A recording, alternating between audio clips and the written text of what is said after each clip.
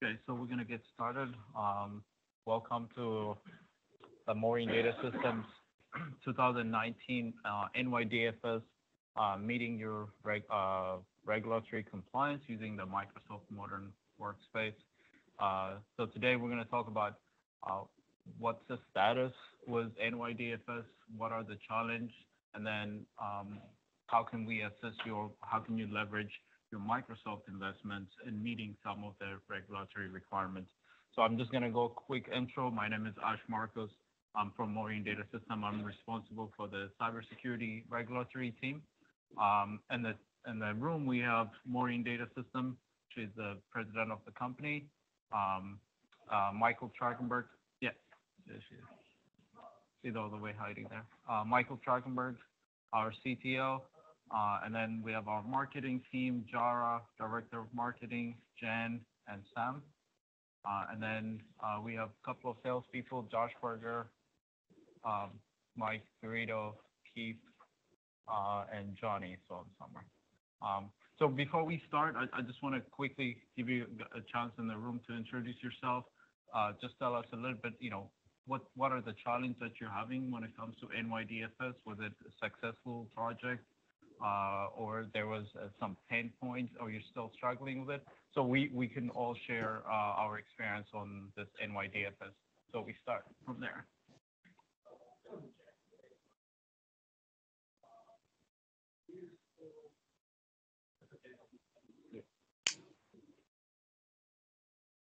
Okay, good. That's. I work with that and transfer as well. One of the things that I do find is for me, is the risk assessment process. Yeah. Coming up with the. Okay. Sorry. Thank you. Actually, but I've been trying to come up with a tracker for the policies and procedures. Okay. So we'll talk separate on the risk and the tracker, but there will be some component on the risk. Yeah. Hi, my name is Jim Noriega. I'm from the Center for Family Support. I'm also just getting into it, and I also have similar things like in risk assessments, and I'm here to learn. Okay.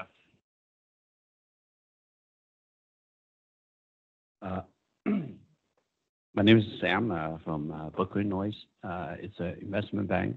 I am a system engineer. Just want to learn more about security, about on the Microsoft side. Okay.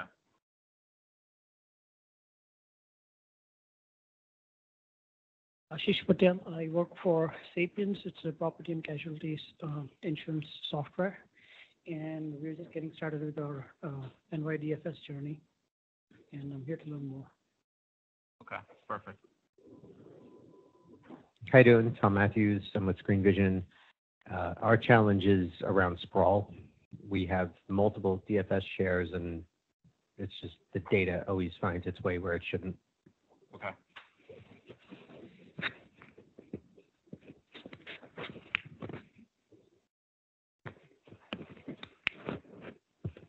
Hi, Paulo Rackley from Cross County Savings Bank. I think our biggest challenge is just the dedication of resources that it takes to implement it and the different tiering of the regulations. So that's what we're struggling with. My name is Phil Cruz. We actually implemented, and we're well into being compliant for NYDFS right now. So now I just want to get more information on how we can leverage Office 365 and more along the lines of incident response. Okay, perfect. One more here.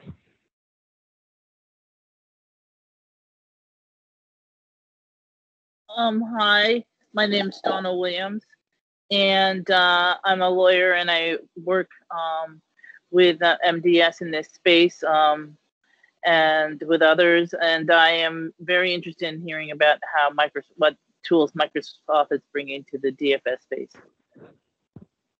Okay. Thanks, Dan. Hello, my name is Mark Claiborne with First Second Mortgage. Here today to just get some information about what Microsoft is doing with the MDS space. Okay. Anyone else on the phone?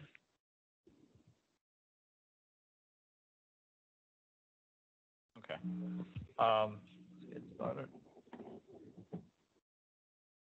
thank you. The feedback that's what we hear. Also, risk assessment is number one. And the way NYDFS is asking about risk assessment is slightly different, right? So you have to read the language in between. So we'll have a side conversation for the Transre team on that, and we'll have a different working sessions. But today, just to kick it off.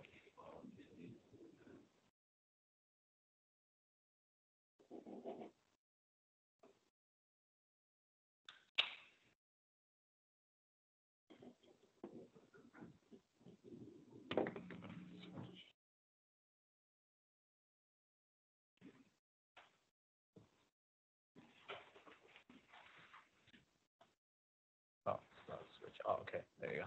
So the agenda for today is we're going to go through a quick intro about MDS, some of the quick status on NYDFS that you should be aware of, and then also we're going to get into our approach where we've seen that's been working for most customers and what we've also developed as we get into this the NYDFS and any other regulatory compliance, right? And then we're going to get into the details of mapping some of the Microsoft technologies into the DFS requirements. So we're going to look at some of the DFS language, right, and interpret it. Okay, how does that mean? So if you have, how many of you have M365 E5? Majority. Yeah. So a lot of customers have the either EMS E3 or the M365 E5, right? That's a bundle of technology that you can take advantage of. So we're going to guide you into taking advantage of. And then we're going to have a recap. This slide deck is going to be available to you after this meeting. There's much more detailed information that you can leverage and map up the whole Microsoft stack of technologies, right? So just quick intro, who we are, Maureen Data System, right? So we have our president in the back. We were founded in 1994. We're going to be celebrating our 25 years this year. Headquartered here in New York, and we have offices down in Florida, Texas, and Puerto Rico. We have about 70 plus engineers, and we're a technology provider. So the areas where we focus is, helping you with your business, product procurement, and then also consulting solutions. These are our practice, right? So we focus on certain practice. The practice that I'm in is in the identity and cybersecurity. That's where regulatory, NYDFS, GDPR, other sorts compliance falls under, right? We also have infrastructure team focusing on the cloud migration to Azure, AWS, or integrated hybrid solution. We have our productivity team that's focusing on email collaboration, Office 365, your SharePoint, basically your journey to a SaaS-based application. And then we have a managed service where, if you want to leverage our managed service ongoing support, we can also assist you on that. So today we're going to focus on the practice that I lead on the identity and cybersecurity. This is also just to give you some of our structure that we work as a team. So even though if we're engaging with me on the security project, we can engage other practice leads to assist you in meeting some of the project objectives. All right. So this is just a quick snapshot of some of our clients. We have a diverse clients, both on the financial and retail and utility, also on the government and nonprofit. So we're a WBE, and we work very closely with so we have Transre added to the sticker. This is just a quick snapshot of some of the many partners that we work very closely with, right? So NYDFS, just before we start, there are 2 dates that you should be aware, right? So when, right after Valentine's Day, you want to submit your certificate of compliance for 2018, right? This is something that you have to submit every year. So just a reminder, I'm sure most of you are aware of it. But that is important, right? Simple task, but important. Third-party risk assessment. This is also another one that's coming up. It's complex. So if you use a couple of tools or if you have a process, this should make it fairly easy. But I'll also show you what Microsoft can help you with some of the third-party risk assessments. So I don't know if anyone in here in the room that are exempt from NYDFS. No? Okay. So this is mostly for people that are exempt. Exempt doesn't mean that you're completely exempt from NYDFS. There are some still things that you are required. So still required to do some of this. There is different type of exemptions depending on where you fall. Still there's going to be some requirement, including risk assessment, third party. You have to have policy, right? It's just a watered down version, but there's still a lot of work into it. So we've been doing NYDFS for almost a year and a half, 2 years going. Way before they even announced it, we were being prepared. So basically what we did is both from our experience, what the industry is doing, and integrating some of the framework NIST and ISO, right? And some of the challenge that when you engage in NYDFS type of project, this also applies to other like GDPR. What is the best way and much more organized way to bring this into an effective project, right? It has a legal portion of it. So we have actually our legal partner on the phone. So we've been working close with her on some of the legal challenge. There is a technical challenge, right? The actual technical portion of it. And there's the organizational portion of it, basically putting all this together, bringing all the team together, and then making it an effective project. Otherwise, you're just going to run into different silos, right? Technical is going there to do encryption, but legal can tell you got to encrypt everything. Is that technical, right? You get into that portion. So what we've come up with is a framework. You can leverage this, and we can have further discussion. So the first thing we want to do is let's develop a compliance and governance framework, right? You can use ISO, you can use NIST, or you can, if you don't have any of those types of requirements, you can blend in some of the best, like NIST is good on the technical control side. ISO is very good on the policies, procedures, and come up with a strategy. What's going to work for your organization? How large is your organization? How small is your organization? So we've been doing NYDFS for smaller companies to a large bank.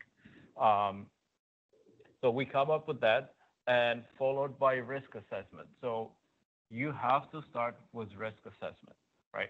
Basically, that risk assessment is not your traditional risk assessment where you just identify stuff. It is very detailed. It needs to be detailed. It needs to map to your non-public data information and what is the risk around to that, right? So we don't just do a risk assessment. We're going to map that detailed risk assessment with you and come up with a detail how that's going to be mapped to policies, how that's going to map to the technical control, how that's going to be mapped to your incident response, right? And how you're going to reduce your risk, who's going to be accepting that risk. There's going to be a huge legal portion of it. So we have to sit down with your legal risk team. What are the risks that you're going to be accepting and not accepting, right? So this is where also you can leverage our legal partner to get some legal advice in addition to the technical portion of it. So once we get into that, the risk assessment, we're going to get into developing a cybersecurity program, right? For a lot of people, what cybersecurity program, it doesn't make sense, right? How do you build it, right? So it's not just policies, it's not just the risk, right? It's a strategy that your organization have to have, right? And we're going to, depending on your level of organization, depending what other regulatory requirement that you have, or maybe you started a cybersecurity program within your organization, you can leverage that and enhance it to meet NYDFS and then also other regulatory requirements. And then we'll get into the policy and procedures. The policy procedures. This is going to be the guidance. This is going to be what's driving the technologies. This is what's going to be driving the organizational controls, right? And we're going to look into your policies. You probably have policies. We can do a gap analysis to see if your policy maps to the technical controls or not, or does it need to be updated? Should you reformat the policies? That's where we're going to spend a lot of time making sure that your policy is in par with NYDFS. Then we get into the organization controls. So what is the organization controls? So the way we put organization controls, like incident response plan, right? That's going to go into your, it's not just a technical stuff, right? If you have an incident, what is the process? And can it be effectively executed throughout your organization? What is the risk if you fail to do that? What are the challenges, right? So the organizational control, it's bringing your whole organization, bringing the legal component, bringing the technical component, and making sure that it actually works within the policy that you've developed, within the technical and the resources that you have, right? This is also, you can identify, do you have the right resources? Are your people adequately trained, right? Are you providing the CISO required reporting? So we'll spend a lot of time around in this. Then we move into the technical. So majority of the Microsoft component is going to fall under here, right? The technical controls. This is, okay, you need to encrypt, right? Okay, what are you encrypting? That should have come from your from your risk, from your cybersecurity program to your organization. Now you know what are the areas that you're going to be encrypting and how you're going to be encrypting. Another area where we spend a lot of time toward the end of the project is artifacts and evidence, right? So NYDFS asks you, so if you get audited, you don't want to get into like searching for, all right, show me that whoever is accessing a non-public information is not accessing. Can I see the log, right? You don't want to go searching some of those logs, right? So basically, the artifacts and evidence, we're going to give you a list of stuff that if you get audited, what are the sample evidence and artifacts that you should have readily available that you can show the auditors, right? That you've done the due diligence, and then even if you have an incident and you report it within 72 hours and they want to come in and do further investigation, that you've actually were doing the appropriate work, this artifact and evidence is going to be a key component, right? And then, that's going to lead you into the compliance. And then one thing that we add onto this is maturity model, right? So all this stuff that I've talked about is nice and sounds simple, but when you get into the actual project, right, some of the technology, some of the process need to be matured. So we enclave this in a maturity model. There are some areas where you would, like your risk assessment initially could be very basic, and then at some point you need to start maturing that risk assessment. What are the next steps? And I can show you some of those examples. Yes, Johnny.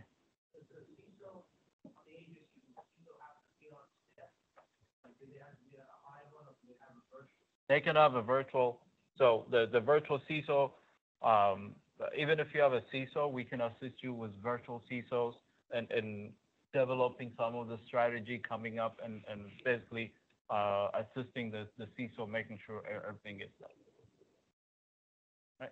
So this is some of the stuff that I talked about in a much more detail, right? Start with your, and this is based on the NIST framework, right? So we've adopted the NIST framework and getting into the granular. Start with the risk assessment. Don't jump the risk assessment, or a lot of people say that the risk assessment will get to it, or it's a different team that's working on the risk assessment, and then another team is working on policy or the technical portion of it, right? And the risk assessment, make it in a maturity model, right? What can you do today? What can be improved on the following year, right? Make it continuous risk assessment rather than your typical risk assessment that you do every 2 years.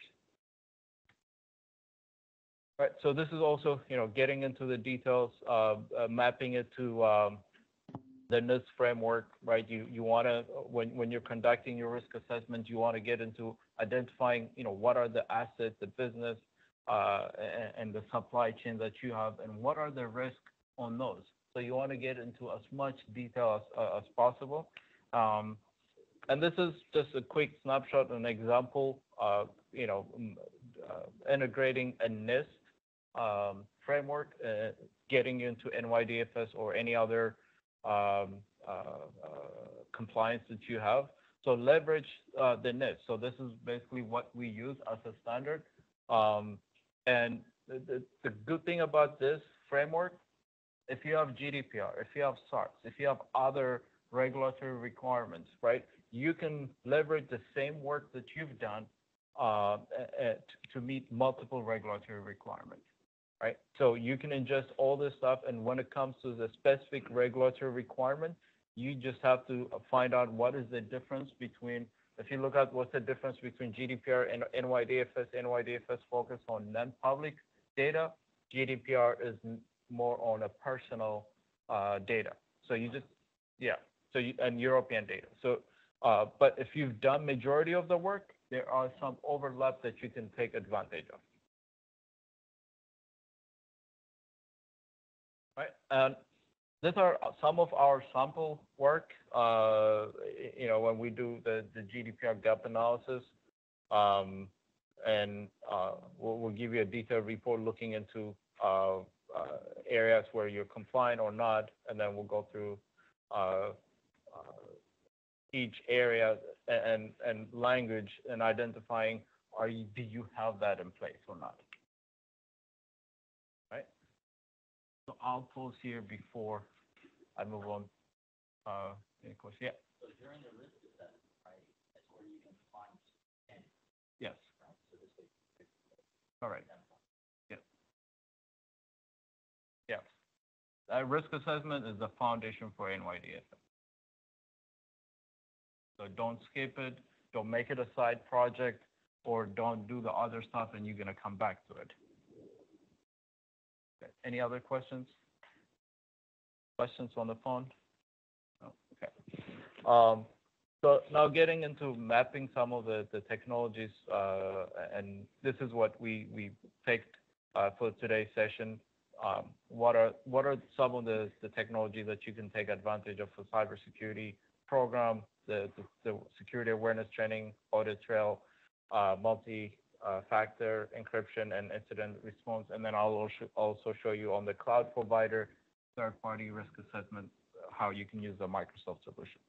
So Microsoft actually has a detailed information on NYDFS. They've also have done organizational and technical control on their system to be NYDFS compliant for financial companies. So if you want detailed information, it's over here. So we're going to circulate the slide deck and check out the Microsoft, right? So this is just a quick snapshot. What are the technologies Microsoft has, right? Microsoft has a lot of technologies. You don't have to use all of them, right? There are some that as part of the EMS suite or the M365 suite that you're going to have access to it. And then we're going to go to each of it, right? And Microsoft also provides this eye chart detail framework, right? And this framework is based on NIST framework, right? There's a lot of information, but we can get into each area that you need, right? So if you need your multi-factor authentication, it's right here. How do you tie to multi-factor authentication from a risk perspective? That's your conditional access, right? We're only thinking about MFA when you authenticate to a system, right? And you can tap it on your phone and we think that's secure. But that's not what NYDFS is looking. They want to see how is that mitigating a risk, someone accessing a non-public information. So you have to track where's that non-public information. Is it residing on another system with your partner? Is it connected to B2B or is it connected to another system? And do you have MFA on it? So the MFA shouldn't just be the initial authentication, but it also needs to be specific to that non-public information. There's encryption. There's more information on this, but we're going to get into each area. Right? So do you have to learn and manage all this stuff? There's a lot of stuff right there, right? So again, it's going to come down to that having that framework and putting it in a much organized manner makes it easier, right? So but before also I move, another key component in the NYDFS that we've seen is project management, right? You want to put this framework in a project management format that you can execute it, and because all of this at the end of the day need to come in together. So PM, project management, program management is going to be a key component into this. Right. So starting with the cybersecurity program, right? What it states. So this is the trick about NYDFS. You have to read every language, every line, right? So you have to pay attention to it, right? So some of the stuff that they're mentioning in here is cybersecurity event to mitigate any negative effects, right? They want you to have unauthorized access or other malicious activity for that public information and non-public information, right? So how do you track that, right? So what Microsoft gives you, if you have if you're a Microsoft shop, you have Office 365. Office 365 means you have not only Exchange, you have SharePoint, your finance people are on SharePoint, they're probably using Power BI, they're probably using OneDrive, you have some of the application in Azure. You could have some stuff inside on-prem, and some application is directly going into it and extracting that information. So basically, especially that unstructured data is going to be moving around, right? It's not only, so this is also very important when you do your risk assessment. It's not only that your financial application residing on a SQL server, and that's where the non-public information is. That data can be exported out into Power BI, or it can be exported on Excel and shared among your internally within your email system, right? So you need to be able to track that. So what Microsoft has is called Microsoft Graphs, where it plugs into your entire ecosystem of Office 365 and Azure, that also extend to partners, other systems that has an API that it can ingest those information, right? It adjusts those information, and it kind of gives you a threat detection and landscape. What's going on within your environment, right? What is a user doing? Why does this user have an Excel file that has an information that you tagged as non-public information, and what are they doing with it, right? You need to be able to track it. Where is it going, right? I put it on OneDrive and I put it on my USB, or I emailed it internally and people are printing it, right? You need to be able to track those. So Microsoft Graphic, it's an intelligence gathering information that will gather and detect those information, and you have now a better visibility into it, right? It's not only limited to Microsoft, right? It can be integrated into, if you have a SIM product, it can be integrated into majority of the SIM product, and also any other third-party security tools that you have, including your firewalls. It can be integrated, and you get clear visibility into it. So as your cybersecurity program, you need to be able to come up with a landscape like this, that, okay, what is going to be the tool that's going to give me end-to-end full visibility into understanding this, right? And then come up with the program. How is this going to be used? How is this going to be implemented, documented? And this needs to be part of your cybersecurity program, right? There has to be a strategy. How you should leverage it and everything. Most people just, this will fall under the technical team. The technical team will see this as a cool item to use, right? And then you leverage it, but it does not come into your cybersecurity program, and it does not map to your risk assessment. So I'll pause here for questions, comments on that.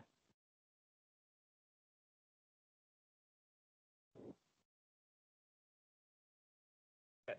So another thing, mapping is the training and monitoring. So one of the things that the training and monitoring, the training, it could be a security awareness training and everything, but in addition to that, they're asking that controls designed to monitor the activity of authorized or users and detect unauthorized access or use of tampering or non-public information by such an authorized user. So, I mean, basically they're saying you need to understand who's accessing that non-public. Are there any tampering or any malicious activities, right? Another technology with Microsoft is the Azure Advanced Threat Protection, right? And this is literally it follows the anatomy of an attack. Basically, it will pick up a user, and this is similar to the graphs, right? But the graph does it from a global perspective, and this is now doing it at a user level, still leveraging the foundation as graph to gather those information, right? It will understand how a user should be behaving, right, on a normal time, and what are they accessing, and if they access a sensitive information, is that compromised or was there a privileged account used to access that non-public information, right? So you have to map this, right? And this needs to be documented in your risk assessment, and then in your risk assessment, one of the technical control, you need to state that you're going to be using a tool like this to mitigate that risk. This one, this is called Azure ATP, Azure Threat Protection. So if you have EMS E3, EMS E5, it's included there. So these tools are there. It comes as a bundle, and what we've seen, most companies don't leverage it, right? But the case, challenge you guys? Yeah. Work with you guys, yeah. So another thing, NYDFS is asking is for threat intelligence, threat hunting, right? Those are like fancy, trendy terms and everything, but they're very important.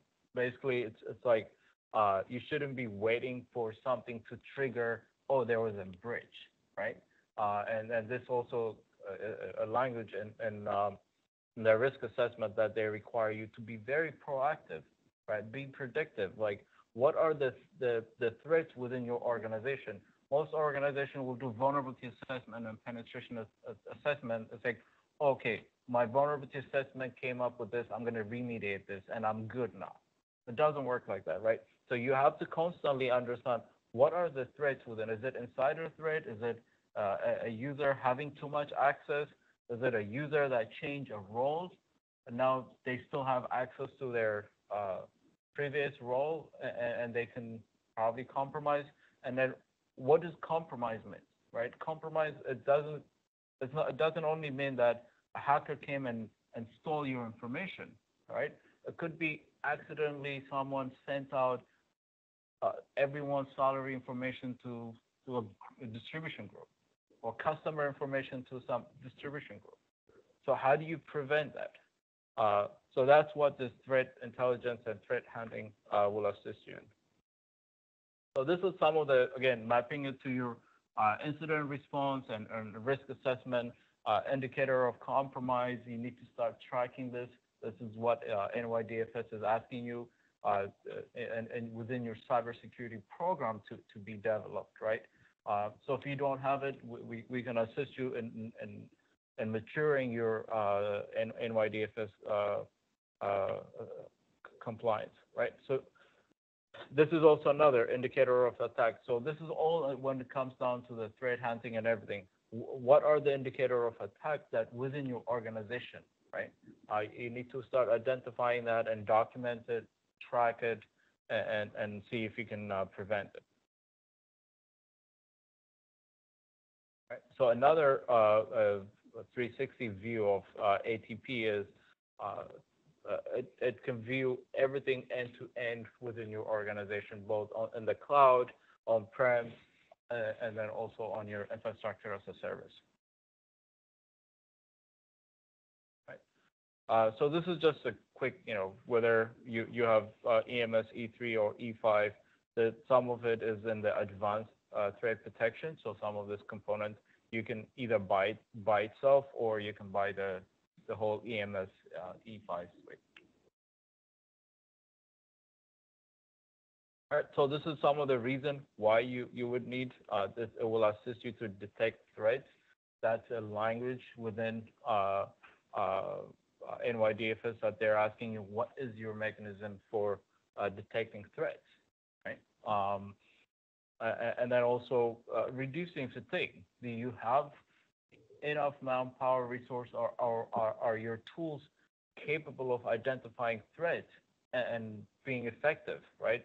And most cybersecurity incidents, this is, even though they invested the tools, the resources, there's too many alerts, too many information to absorb, and people were not effective. The tools were not effective. People did not respond to it. So this will assist you in meeting that goal. All right, so I'll pause here. Any questions, comments? No?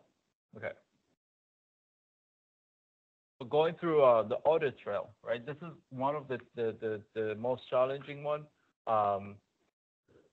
It's asking you to reconstruct the material for financial transactions sufficient to support normal operation, right? They're very tough to interpret. Obligation for the cover entity to include audit trail designed to detect and respond to cybersecurity events that have a reasonable likelihood material of harming it. This needs to be in your risk assessment, within your risk. How are you mitigating? What are you mitigating with, right? So again, this audit trail, you have to map it to your risk assessment. Now you have to map it to the technology. So we're gonna focus on this number 2 one. So one of the things that within Office 365, there's Office 365 audits and insight alerts with API that you can leverage, right? And it's not only limited to Office 365, you can add in third party, right? Basically, it will ingest all the alerts and then both from SharePoint, Azure AD, and basically the mechanism behind this is a security compliance center, and then you can leverage the Power BI for detailed reporting and for that audit trail aspect of it, right? And the background, what Microsoft is doing, basically they funnel this through microservices and create specific for your tenant. And you get the security and compliance center, an audit trail that you can search, you can have reports, you can have dashboard. So these are some of the examples here, right? And this is very big on both also on the GDPR side, and it has a timestamp. And you can integrate this with your SIM product, because I think you can keep this for 90 or 120 days, and then you can put it into a Power BI to get the detailed report, or if you need the raw data, then you can integrate it into a SIM product. And NYDFS asks you to keep this for 3 to 5 years. So you can push this to your SIM component. But from an audit trail perspective, here is your evidence. And then I talked about that evidence and artifacts. These are some of the components that you can put in Power BI and you can leverage as an evidence that you've been auditing. And if they come and ask you, hey, in December 25th, 2018, what were the incidents? Can we see the activities?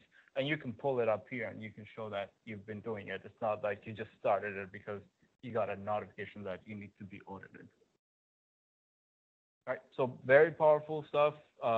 It's part of your Office 365 and that you can leverage.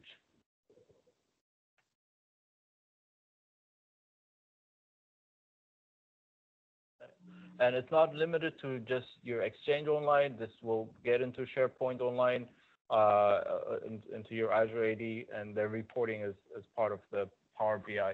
And Power BI as it becomes very popular, right? What we're seeing, most companies will just plug it to their database, start getting the reports, and you forget those reports that are coming in is considered non-public information, right? Even though the non-public information is sitting in the SQL, the actual data is not being presented through Power BI, right? So you need to also protect that Power BI. Right. So this is just a quick snapshot of some of the reports that you can get, right? You can customize it. You can customize it as part of the Office 365, or you can export it to Power BI and get a much more rich reporting. Right. Multi-factor authentication, again, simple, MFA, everyone likes it. Everyone thinks that MFA is going to make you secure and everything, but NYDFS is not, that's not what they're asking you. It has to be mapped to your risk-based authentication, and it has to protect this non-public information, right? So if you're authenticating to your organization and you're using MFA, that's good for the general security. But if you're authenticating to a non-public information, that data that you have, you want to make sure that there's a secondary MFA that can be integrated, right? Or you need to have other security controls that, okay, yes, this person's identity is not compromised, or it's not like another employee mimicking that person. Maybe they left their computer open and they're not just accessing into a system that they're going to be able to download non-public information, right? So depending on what's the likelihood what's the level of protection that you need to apply to that non-public information, you want to look at it application by application and see if you can apply additional MFA or conditional MFA in accessing those applications. Right? So basically, they're just saying, take MFA to the next level and make it more specific to a non-public data protection, right? It's pretty straightforward, but it's easy to implement, especially if you already have MFA. You just have to apply another layer to the specific application, right? So this is just giving you an example of the MFA based on risk and what you can do with it.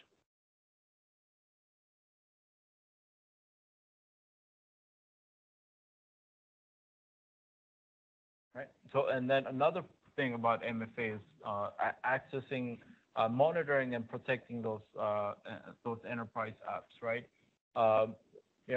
If someone is trying to access it, but their MFA keeps failing, right? You want to document that as an incident, and you want to be able to investigate that. Right. Maybe the user need to be trained, or is there someone that's trying to bypass the system and try to get to it. Right. So this is something that you want to be able to monitor, and that Azure ATP will assist you in monitoring that. Another thing that you want to apply with MFA is conditional access, especially conditional access to the application, especially if that application is cloud-based, right? And maybe you have a sales team that moves around and accesses CRM that has customer-sensitive information, right? You want to apply MFA based on conditional access where they are. Depending on if they are on a risky network, you can say you can only view it online. You can't download it, right? So you want to apply this, and you want to document this into your risk assessment. Right. I'll pause here for questions before we jump into the encryption. This is the hardest part in when it comes to NYDFS next to risk assessment. No questions? No comments? Okay. So when it comes down to encryption, there's different layers of encryption, right? The way we classify it is structured data that need to be encrypted, unstructured data that needs to be encrypted. With the Microsoft in this topic, we're going to focus more on the unstructured one, right? So the structured one is easy to encrypt, protect, right? The unstructured one is the one that moves around, and you need to track it and you need to find it and protect it, right?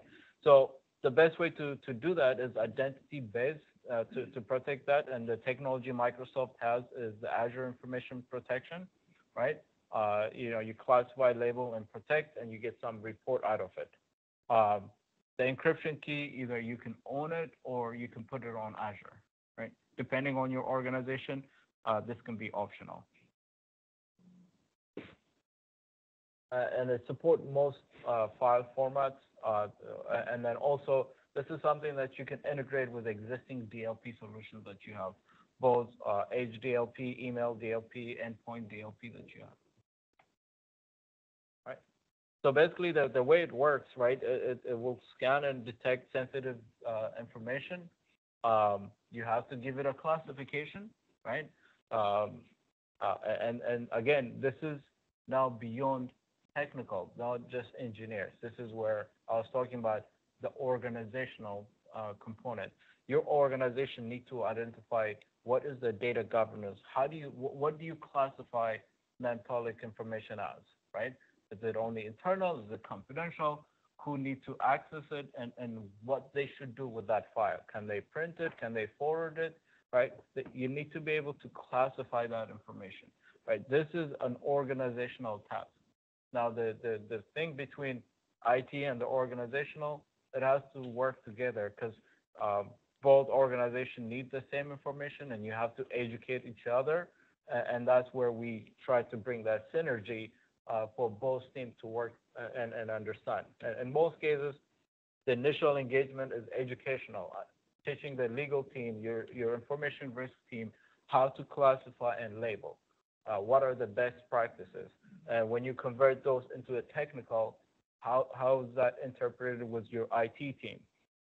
Those are the challenging, and it's a project staller. So you want to create that synergy is going to be very important.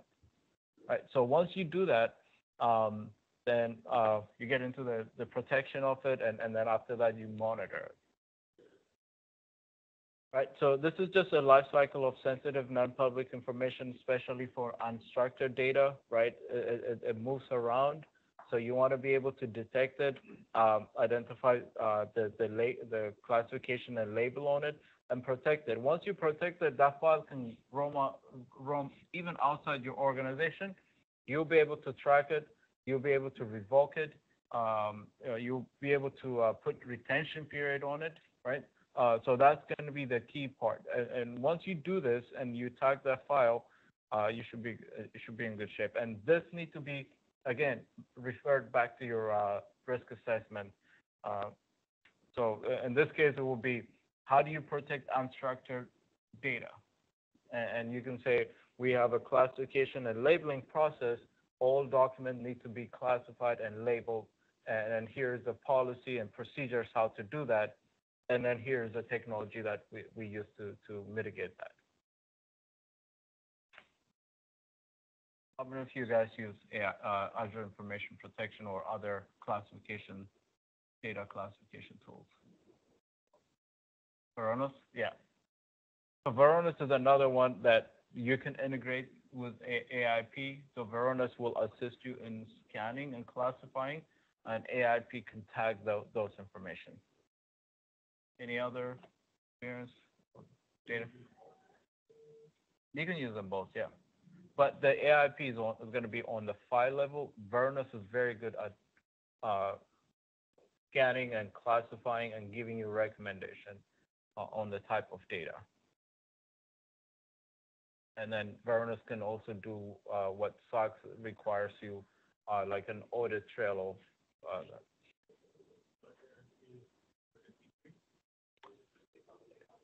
no, it's also an E3, but an E3, it only allows you to do classification and labeling, and it's a manual process. And if you want to make it an automated process, then it's going to be in the E3. and this is what I was talking about from a maturity model. You should, if you have only E3, leverage the capability of E3 AIP first. Once you know that tool has matured and now you're reaching that limitation, now you want to be able to apply automation into that process, then you can move into E5.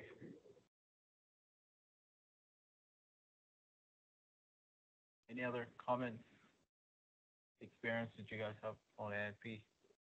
Okay. Right. And then when it comes down to information protection, it's not just only the Azure information protection that Microsoft gives you, right? There are some on the devices. So Intune, BitLocker, you can encrypt your Windows 10 devices. Intune can be used to protect both your PCs and mobile devices, right? That will also count toward your encryption. Within Office 365, there's DLP and the advanced data governance. This is where you can actually encrypt emails, and also within SharePoint, IRM. And then you can also integrate it with third-party encryption tools, right? And then for files, Microsoft uses Azure Information Protection. For cloud-based, let's say you have files on Box or Dropbox or other SaaS-based applications, Microsoft has a CASB product called Cloud App Security. You can leverage that. So this gives you end-to-end information protection. Right? Yes. Oh, yeah. I was going to say, some of those require the use of encryption. Do you have any? Does Microsoft have the ability to do any sort of key management?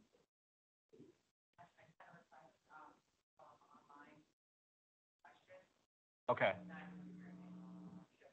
Okay. So the question is, does Microsoft have a key management tool? So the answer is yes. Try you can chime in on this one. Microsoft has Azure Key Management, Key Vault, so you can leverage that. Yeah, so there's multiple ones, right? There's the idea, I think as mentioned before, there's hold your own key, there's device-based hold your own key, software-based hold your own key that you could use, but typically that is not recommended to be leveraged with AIP systems, because if you did, you would break other things. Like you would break Exchange email-based AIP things that you could do. Like if I wanted to send an email to you, I could put classifications on that email, but that's not compatible with any form of hold your own key. So you have to be very careful when you look at any type of hold your own key where you're either going to use your own software or hardware-based system. So that's all one area. The other area, to your point, is what is Microsoft's system for some type of key management or key vault? And that's what Ash is bringing up. So Microsoft has an Azure Key Vault system where you can manage keys that are attached to Azure Active Directory, that are attached to disk encryption, that are attached to AIP, and you could cycle your keys. The only issue with doing that and where you wanted to perform some form of self-management with your keys is each individual piece of content that becomes encrypted with AIP has a key pair. And when you do that, you then break the key pair for all of the individual pieces of content. So for content level encryption, it is still typically not recommended that you would use that key system, because when you cycle them out, you break all of the pieces of content. So it just gets tricky. Typically, the last question that comes up in that regard too is like, okay, well, if we're going to use Microsoft's system to hold keys, how do we know that that's secure? Like, where are they storing them, right? And then you say, okay, well, can I integrate some other type of system because Microsoft then is still holding the key? And you cannot. Essentially, there becomes a 3-key pair system to unlock the keys in the key vault, and there's a whole long-winded YouTube video on it on how do you actually access, or how Microsoft accesses the keys in the key vault for those services. So not a very straightforward answer, I guess, but those are all of the variations of hold your own key, Key Vault for AIP, and just there's a whole other host of considerations you should think about if you're going to go down that path. So because of all of those things, 9 out of 10 times, almost, if you're going to be looking at data classification and encryption with AIP, most organizations will not use any form of hold your own key. They will just use the integrated key management system as part of Azure Active Directory, and that's all. Yep. Thank you, Mike. Any other questions?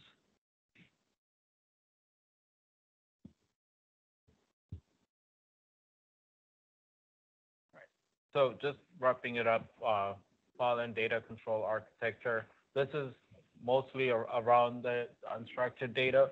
So again, this is something that you want to have a strategy. This should be incorporated as part of your cybersecurity program, how you're going to be protecting your unstructured data, right? And what are the tools, like what we just mentioned, right? Encryption and key management.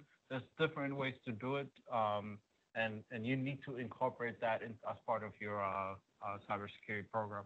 Some companies, they have strict requirements that it needs to be stored either locally or on a hardware, and that needs to be also incorporated as part of your cybersecurity strategy. Right. Now moving into this incident response plan, right? This is another one that comes with penalty, right? So if you have an incident, you need to respond within 72 hours to NYDFS. And same thing with GDPR and other regulatories that are coming up. You need to be able to notify and respond fairly quickly. So what does that mean, right? And this is just a quick thing, from Gartner that by next year, this is actually next year, 95% of the cloud security failure will be on the customer's fault.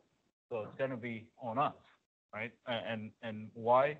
The cloud underlying foundation from Microsoft, AWS, whoever, Salesforce, they've invested heavily on security, but it's going to come down to how you're allowing people to access that data, right? And what are the control measures that you have? So this type of key information should be part of your risk assessment.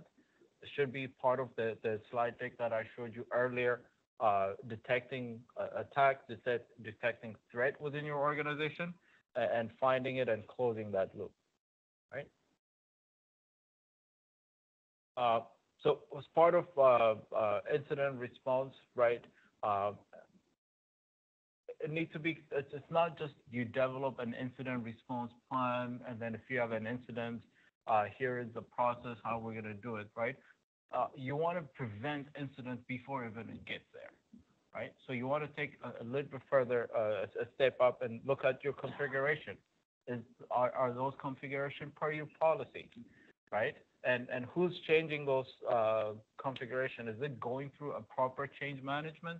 And are people making change on the fly, right? So you want to set the baseline. You want to set, make sure that things are not changing in your environment and causing trouble, right?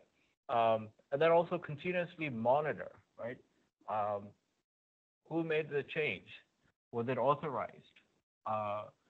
Who authorized to create a new VM on Azure? And then did they follow your governance or your checklist to make sure that VM is properly secure, right? Who created a new account, and why did they give them access to the financial SharePoint?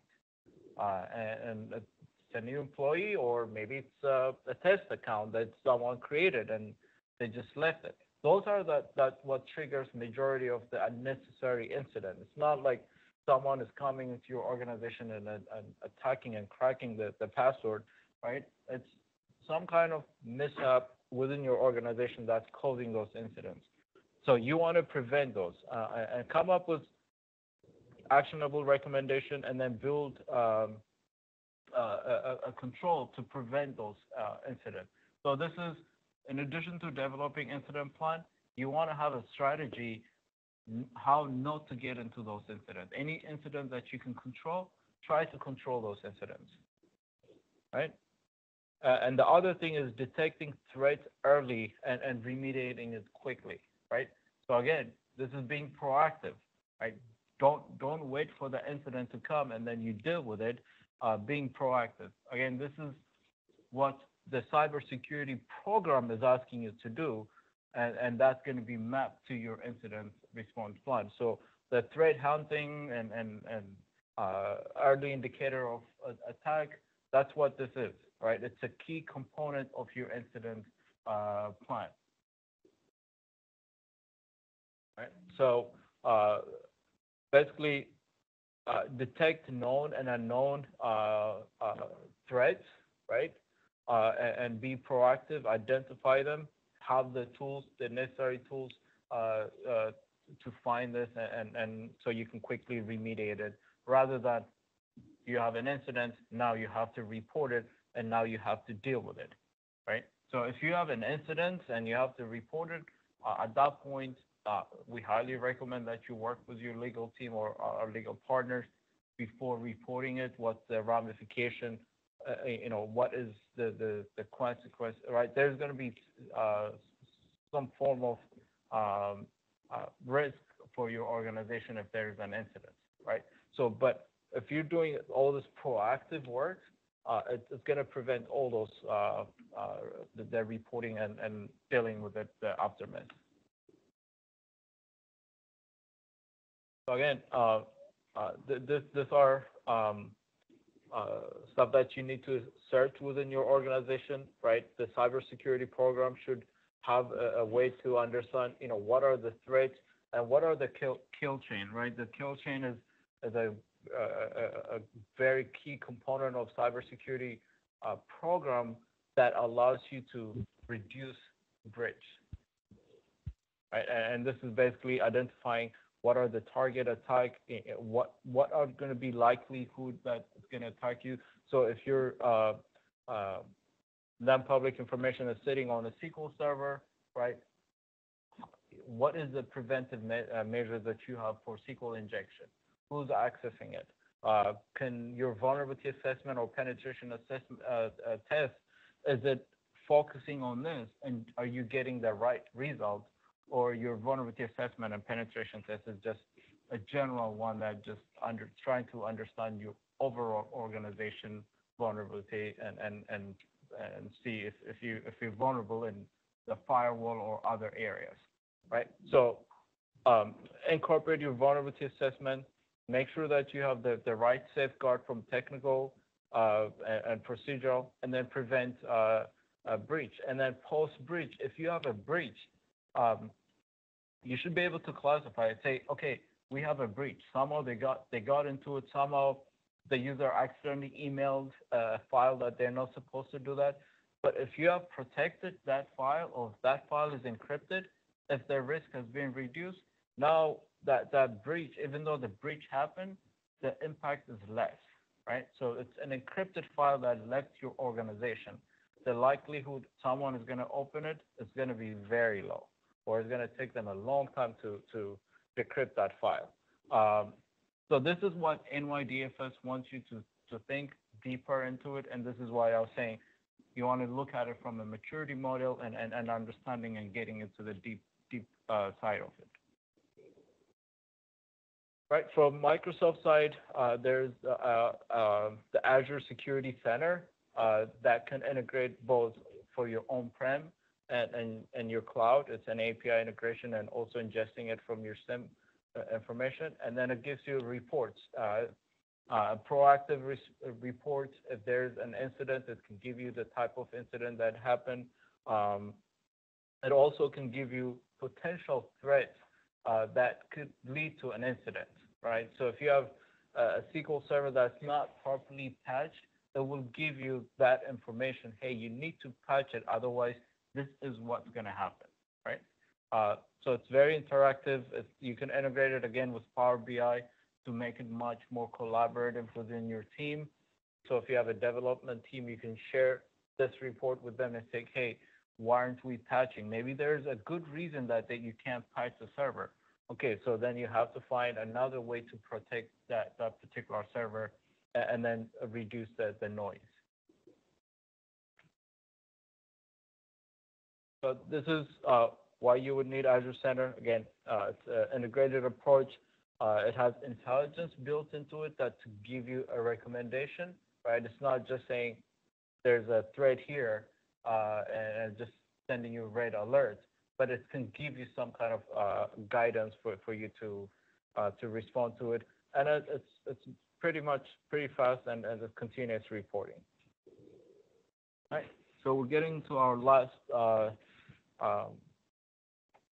area, cloud apps. This is basically your cloud provider third-party risk assessment. This is as part of your third-party risk assessment, right? The one on the Microsoft, what we're going to be focusing on is more on as we migrate into the cloud, there's more cloud services now, right? So when you do your third-party risk assessment, you want to consider, okay, who are my cloud service providers? You can send them the questionnaire and you can conduct third-party risk assessment. You can get their SOC 2 information, right? SOC 1, SOC 2 information. In addition to that, you can use Microsoft Cloud App Security to identify who are the players in the cloud and what is their risk score. So if you're planning to get into, let's say, your organization wants to use for expense reporting Concur, right? And if you want to understand, okay, what is the risk on Concur, and you can use Cloud App Security to identify, all right, how secure is this organization from a cloud perspective? What are the deficiencies that they have? So all the CASBs will give you this type of report. They will analyze that particular SaaS-based vendor and give you a detailed information. And you can leverage that when you onboard a new SaaS-based application, or if you're if you have an existing SaaS-based application, it allows you to mitigate those risks. Right? How does it work? Right? Basically, it's a cloud-based API integrated into all SaaS-based. There are some proxy-based that you can leverage and you can mitigate. So basically, the way you want to use the Cloud App Security, before you onboard a SaaS-based application, or even after if you're already using it, you can conduct a third-party risk assessment on it and get that report, in addition to the third-party risk assessment that you're doing directly with the vendor. Once you onboard that SaaS-based application, you can use the Cloud App Security to protect it, right?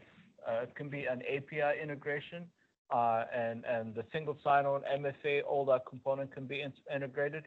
Any file that's being shared between your organization and that SaaS-based application will have to funnel through this Cloud App Security. And there are a bunch of security policies that you can apply. DLP is one of them. Malware detection is another one. Encryption, tokenization, sanitizing data. You can apply into this, and you can secure that data communication. So a good example would be if you're using Salesforce and your customer information and non-public information is residing on Salesforce, even though you can secure Salesforce by itself, the communication between Salesforce and your end user, right, need to be communicated. And that's what the CASB component will come in and apply that security layer. Right. So again, the cloud discovery can be tied to your risk assessment and mitigation for business apps, right? You can say, what are the apps that are authorized for your organization to be used, right? If you standardize that OneDrive and Box is going to be your cloud storage, if people are using Dropbox or Google Drive or other cloud drives to put data, that's a risk, right? And you have no visibility into it. That's where you get into the shadow IT. But from a risk mitigation perspective, you can say that we've standardized that only OneDrive and Box are going to be for the organization. Anything else need to be approved by the risk officer, and then you can enforce it using Cloud App Security, saying, hey, if you try to put cloud in Dropbox, it's going to prevent you, right? So leverage the CASB portion of it. Microsoft has one of the cloud app security, but there is also a bunch of them out there in the industry, like Semantic, McAfee are now getting into it. Right, so this is what I was talking about, what it does, right? It gets into the detail activity. This is getting into the technical portion of it and inspecting the communication and understanding what are the data that's being transferred. It can also give you a risk score on those. This is an AMS E5 feature. The discovery portion of it as part of your Office 365 E3, you can do the discovery portion of it, but the policy, the protection portion of it is an EMS. And then you get a dashboard, and then this dashboard, you can also now integrate it as part of your incident response plan. So just like you're using Azure ATP to detect threats and everything on-prem and the cloud, you can also use the cloud app security to detect threats and incidents for your SaaS-based application, and you get that dashboard, and you can integrate that as part of your cybersecurity program. All right, these are some of the examples that you can get. So, and here, you can categorize your apps. So there's like a CRM, a webmail. If webmail is not approved within your organization as a business communication, like people should not be using their personal Gmail, right? You can prevent that. You can say, hey, why are you sending this email? I'm going to prevent you from doing that, right? So, but before you do that, you have to have policies. People have to be notified there's a policy and they have to sign off it. And then if they violate that, and you can, from a technical perspective, you can prevent them. Sometimes maybe you couldn't prevent them. Then you can leverage that policy, go to HR, and then you can take the action as part of your incident plan. Right? So much information, right? So I'll pause here, and any other questions before we wrap up? People on the phone, questions? Yeah. So this is just to quickly roll back and summarize.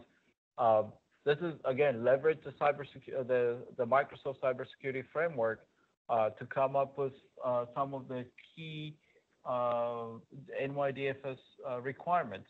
Build it as part of your risk assessment. Build it as part of your cybersecurity program. Right? Start at a high level. The chart that I showed you first, it was like eye charting, but now we can get into the details. So there's information protection. There is identity and access that they're asking you for this, right? If your organization has IoT or operational technology, you can leverage that. And if you're hybrid, you can leverage that. So this is what I was talking about that needs to be incorporated as part of your cybersecurity program, the compliance manager, the trust center, the graph, the intelligence graphs. If you have a development team, this is also a key component, a secure development lifecycle, right? There could be the one that's developing applications, patching sensitive information, right? You want to make sure that component gets integrated, right?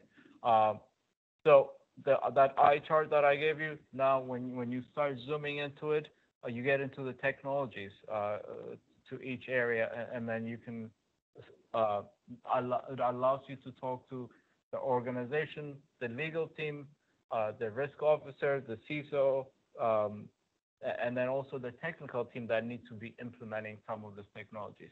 You don't have to implement all of it using Microsoft technology.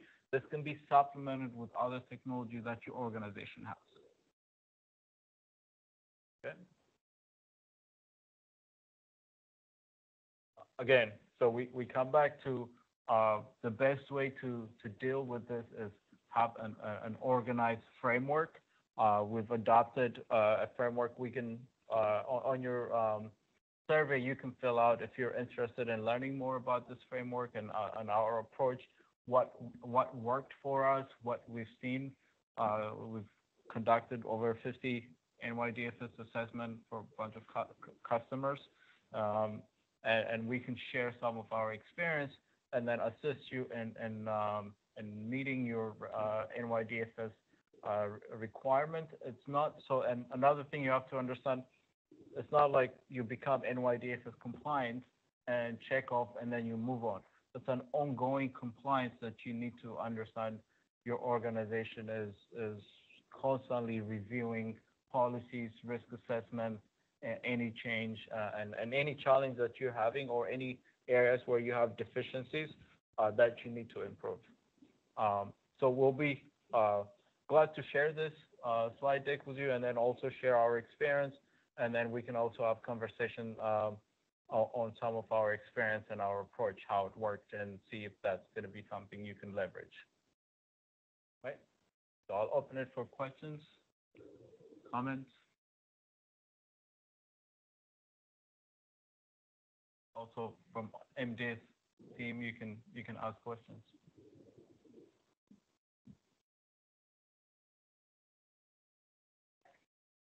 Yeah.